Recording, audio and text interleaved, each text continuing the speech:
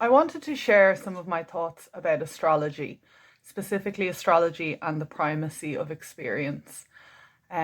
Because the way I think of astrology, I think a lot about how we relate to astrology. Because for me, what's much more important than astrology, what's kind of more important than most things, is people being empowered to know their own truth and reclaim that power to know that truth is something that happens inside. We have an experience of truth. We can know what's true. We don't need to be told what's true. And it's a very disempowered state, but a very common state for most of us to look for truth outside of ourselves. And that's not to say we can't find truth outside of ourselves. Like, of course, people can tell us things that are really true. We can learn new things. But the actual knowing of truth is an embodied experience. And it's sort of, when I'm talking about this, I'm talking about like reclaiming the validity of intuition, coming back into our bodies, and sort of reclaiming the wisdom of our bodies and the wisdom of the felt sense, which is something that's happening.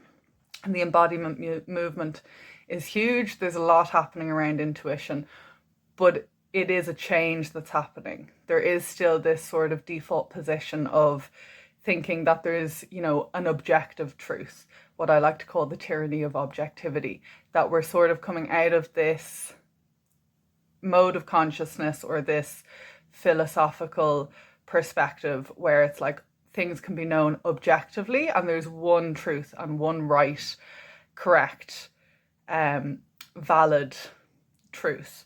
And in that instance, that's like one objective thing that can be known.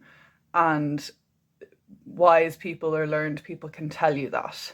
And I think it's really important when we are talking about astrology, because astrology is a system. It's a system of knowledge and a system of truth. And it's a really beautiful system of knowledge and one I obviously hold a lot of store in. But I don't think it best serves us if we relate to it as where the truth is.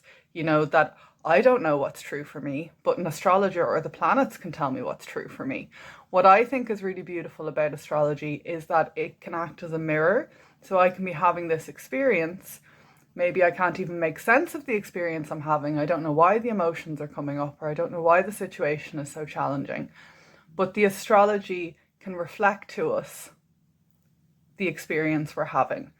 And in that, it's like it can provide a mirror that we can see our experience more clearly. We can maybe see more of the depths of our experience, more of the opportunities, ways that we maybe could approach things or understand things that we couldn't see ourselves.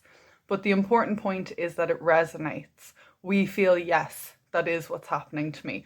Oh, wow, isn't that so incredible? I'm having this experience or this intuitive sense. And the astrology is reflecting that to me.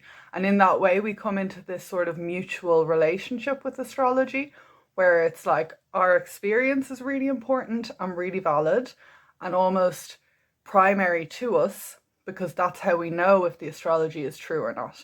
And the authority then, or the power to know, is within ourselves. But the astrology is incredibly valuable and really beautiful as a mirror to our experience that helps us deepen into our experience and also remember that incredible interconnection that we have with the cosmos and with the universe. And for this reason, I'm going to change the way I do things a little bit, and I'm going to share like a monthly intuitive reading before I go into any specific astrology. So I'm kind of playing with this a little bit. And I'd be really interested if it resonates, or even if it doesn't resonate, just how it lands with people. It'd be really interesting to hear.